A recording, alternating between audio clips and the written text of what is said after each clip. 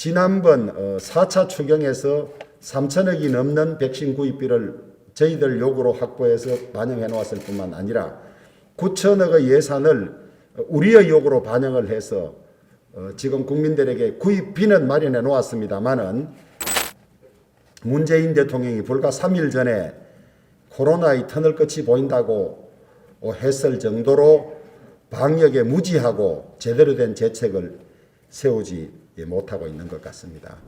내일은 오전 11시에 우리 당 코로나 대책 특위에서 백신 확보 문제라든지 그 다음에 3차 대유행과 관련한 입장을 밝히고 하는 회의가 있을 것이고, 오후 2시에는 제가 그동안 공수처장 추천과 관련해서 민주당이나 국회의장과 논의했던 부분에 대해서 기자간담회를 가질 그런 예정입니다. 미국이 현지 시간으로 어제 코로나 백신 긴급 사용을 승인했습니다. 같은 날 멕시코도 미국에 앞서 화이자 백신에 대한 긴급 사용을 승인했고요. 지난 8일 영국이 세계 최초로 백신 사용을 승인하고 V-Day를 선언한 이래 캐나다와 바레인, 사우디아라비아에 이어서 멕시코와 미국이 백신 사용을 승인하고 접종 개시에 들어갔습니다. 이런 마당에 우리나라는 지난 1월 코로나 바이러스 유입 이후 최다 기록을 실시간으로 갱신하고 있습니다. 오늘 0시를 기준으로 신규 확진자 수가 950명을 기록해서 3단계 격상까지 불가피하다는 이야기마저 나오고 있는 실정입니다.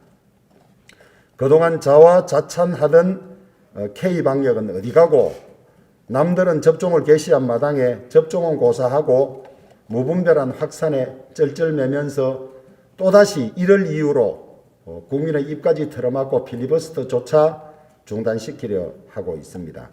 현장의 일선 의료진들의 노고가 이만저만 아니지만은 정부가 좀 더 기면하게 움직였더라면 방역에 쩔쩔매는 단계가 아니라 지금쯤 접종을 시작할 수 있지 않았을까 하는 아쉬움이 듭니다.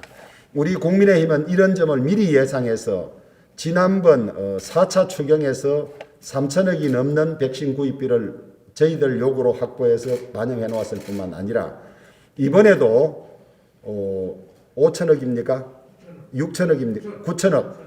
9천억의 예산을 우리의 요구로 반영을 해서 지금 국민들에게 구입비는 마련해 놓았습니다마는 백신을 구하는 노력을 정부가 게을리해서 딴 나라들은 백신으로서 이 유행을 차단하는데 우리는 수개월 심지어는 반년 이상이나 뒤늦은 이런 상황이 우려되고 있습니다.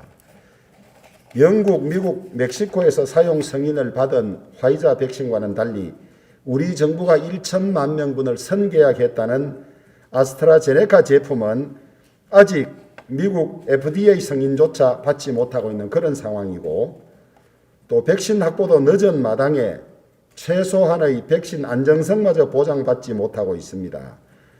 접종을 언제 개시할지 알 수도 없고 그 사이에 2단계 플러스 알파나 2.5단계로 민생만 경제와 방역 이중고에 시달리고 있는 그런 상황입니다. 문재인 대통령이 불과 3일 전에 코로나의 터널 끝이 보인다고 했을 정도로 방역에 무지하고 제대로 된 대책을 세우지 못하고 있는 것 같습니다.